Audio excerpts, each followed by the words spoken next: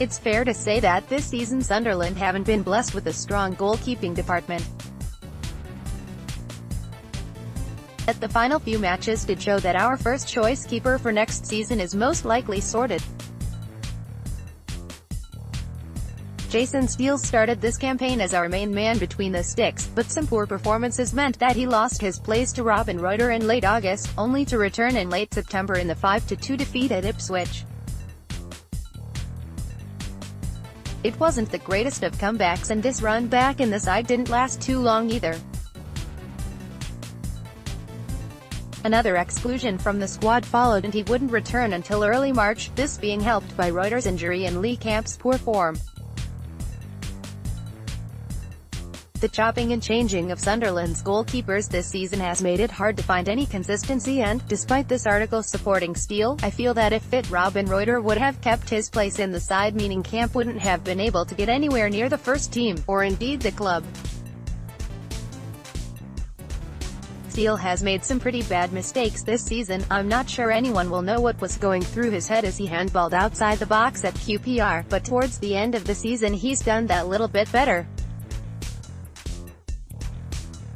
Goals he conceded in the Burton and Fulham games were hardly his fault, and he made some decent stops in these matches, too. Steele has shown himself to be a confidence goalkeeper, and the clean sheet on the final day of the season would have done this confidence no harm whatsoever. This support of Jason Steele will be controversial, but he deserves some credit in a campaign littered with dire goalkeeping. I'm not saying that Steele has been completely blameless. When he's been dropped, it has been because he hasn't been good enough. Yet the various backline combinations haven't made it easy for the club's keepers, including Steele. Burton's 2 goals, for example, could easily have been avoided if the man marking in our own penalty area was up to scratch. Due to his long contract, Jason Steele will more than likely be on Sunderland's books next season. It's not definite he'll be our number 1, but he has shown that he's more than capable with recent performances. It's important for him to play behind a more competent back four, though, therefore, the improvement of Steele relies heavily on summer recruitment. He should stay. He has the potential to be a reliable goalkeeper. A period in the 3rd division, like with many of our players, will not be a bad thing if it means they come back better and stronger. At Restrentish, we need to do better. He was signed on a 4-year contract after an uneventful spell with Blackburn Rovers, but he came into that team off the back of promising performances for Middlesbrough in their previous campaign. I say promising. He won their Young Player of the Year award in 2012 after featuring in every single game for them that season, and was voted Player of the Year by the North East Writers the year after that. But things change a lot in 4 years. My colleague is perhaps right then, when he claims Jason Steele is a confidence player that requires momentum. Trouble is, we haven't got the time or patience to let the lad have his head.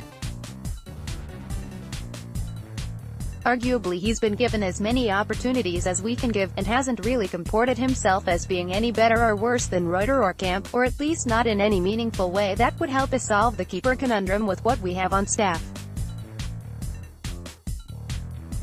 Goalkeeping isn't easy, that's for sure.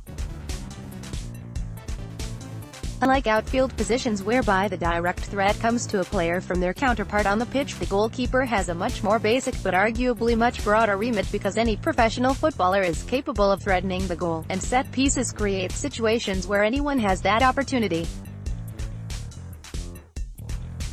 It's easy to feel sorry for them after the fact, particularly when the defensive line in front of them play such a huge role in their downfall, yet are spared much of the blame for any goal conceded if the keeper's attempt to save it is anything less than heroic or physically unbelievable. They often get the short end of the stick. Really though, I'm stating this to highlight the very real fact that being in League One doesn't automatically make your poor or inconsistent players capable, as much as we all like to believe it does. The ball will still travel at blistering speeds and the players are all professionals who spend their lives training to score. That being said, simple physical ability isn't the full measure of a goalkeeper. So much of their contribution is attributed to command of their defense, and you have to wonder if anyone was capable of marshalling a wizened John O'Shea and a daydreaming Lamine Kone, or a disastrous Galloway, or a green Clark Salter. And those are just one or two combinations witnessed in Sunderland AFC's technicolored defensive dreamcoat this season. It's an uphill struggle trying to organize a divided group so varied in their ability. Is it reasonable to assume a successful transfer window with regards to that back line would make even the poorest of our keepers look less so? I'm not sure. We'd certainly have less reason to distrust them, and if Paddy is right and Steele is a confidence player, then he might not be someone I'd ideally like to see the back of. In the end, being in League One doesn't change the fact that better goalkeepers exist than we currently have available, and with the takeover bringing the promise of comparatively bulging coffers and great expectations, one would hope we have a more consistent option available once the summer transfer window has passed. 33%, 69 votes, 66%, 135 votes, 204 votes total. Vote now.